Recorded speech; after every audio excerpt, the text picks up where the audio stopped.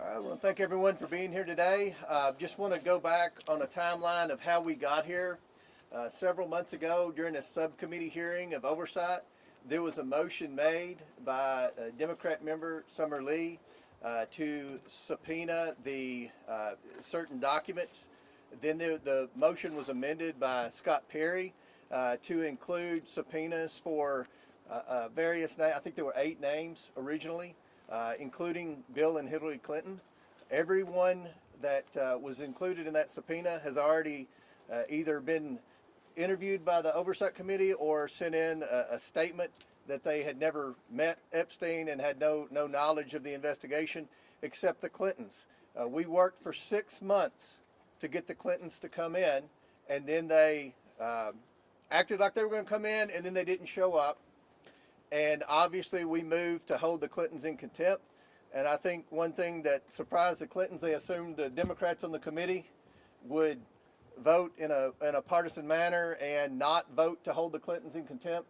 And what they learned was a majority of the Democrats on the committee either voted to hold the Clintons in contempt or voted present. And I think that's a statement that this investigation is serious. It is a bipartisan investigation. The American people have a lot of questions. To my knowledge, the Clintons haven't answered very many, if any, questions about their knowledge or involvement with Epstein and Maxwell.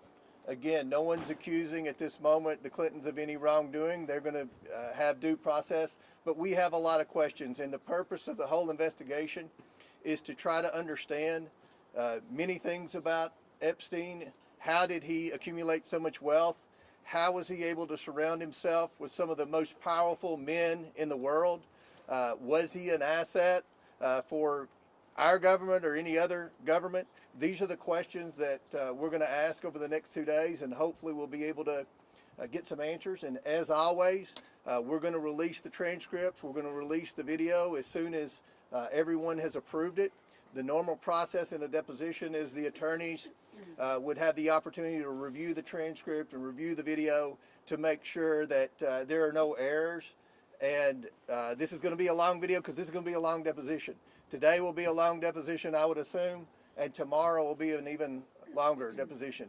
Every member of the Oversight Committee is going to have questions for the Clintons, as well as our trained staff that do nothing but deposition. So after our hour of questioning, we're going to send a couple of members of the Oversight Committee out to be able to give you an update of what's going on and answer some questions. So with that, we'll answer a question or two, and then we'll go back to the Mr. Comer, are you concerned that there has been a cover-up of sexual abuse of a minor by President Trump? There are missing FBI records that appear to be. No, we're looking into the accusation by the NPR.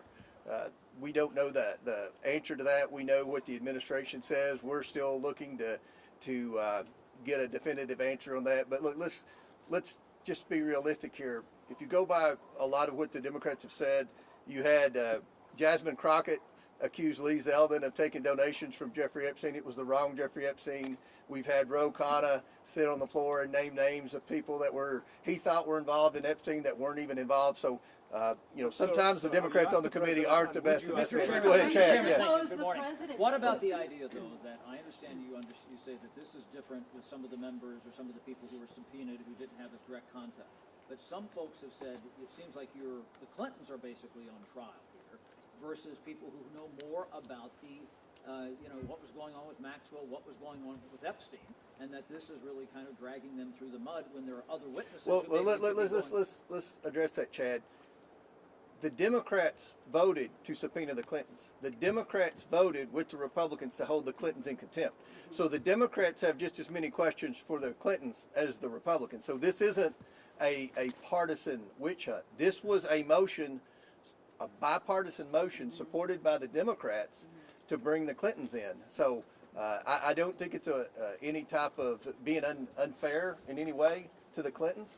They've never answered questions, unlike President Trump, who gets questioned every day by just about every one of you about his knowledge or involvement with Epstein. To my knowledge, the Clintons haven't answered very many questions about it. So we'll do one more question. Go ahead. With the spirit of bipartisanship, would you then ask the Commerce Secretary Howard Lutnick to come testify? It seems like he has some information. that's very possible, and I think I think it's a good possibility that his name will arise in some questioning today. It'll maybe? be on my list, and I have an email I printed off for Hillary to ask about Howard Lutnick today. So God's watching. We're asking again, and I want to remind everyone, we've already brought in Alex Acosta and Bill Barr for deposition. That's 2 Republicans in the Trump administration. So this isn't just about Democrats. This is about anyone that has any knowledge of Epstein, the investigation. I think we all agree the government failed. The government failed the victims. And what our role is, we can't prosecute anyone. But what we have been doing is getting transparency to the American people. We subpoenaed the estate. That had nothing to do with the discharge petition. We subpoenaed the documents for the estate. That's what the victims asked us to do. And what you're seeing is there is accountability finally happening. You've seen at least a dozen very powerful people, men and women, who have already resigned, many in disgrace from their board positions. So we're seeing accountability, but we have a desire to see a lot more accountability. We want to get the answers, and hopefully the next 2 days will be a step in the right direction on our investigation. One more, and then that's it. Well, that being said, I mean, Hillary Clinton has said she has no links to Jeffrey Epstein. She doesn't recall meeting him. So what specific information do you believe she has that warrants her testimony? Well, you'll see. I mean, we're going to ask a lot of questions, but with respect to when you look at all the co-conspirators, and we've all seen the unredacted documents, Maxwell is the main co-conspirator. No one brought more women in and lied to more women about what was going to happen with their involvement with Jeffrey Epstein than Ghislaine Maxwell. We know that obviously Maxwell was a guest at Chelsea Clinton's wedding. There weren't many people that went to that wedding, so again, we're not accusing Hillary Clinton of wrongdoing. We know that Jeffrey Epstein said many times in emails that he was the first person to raise money for the Clinton Initiative, the Clinton Foundation, that he solicited money at some of his properties for the Clinton Foundation. Again, that's not saying anything's illegal, but there are a lot of questions pertaining to Secretary Clinton with respect to Epstein and his involvement in the Clinton Initiative and her relationship with Ghislaine Maxwell. So we'll come out every hour when we get finished, and different members will update you and answer any questions. Thank you all. When the Clintons forced to go to Washington, a taxpayer spent all the way there. Thank you.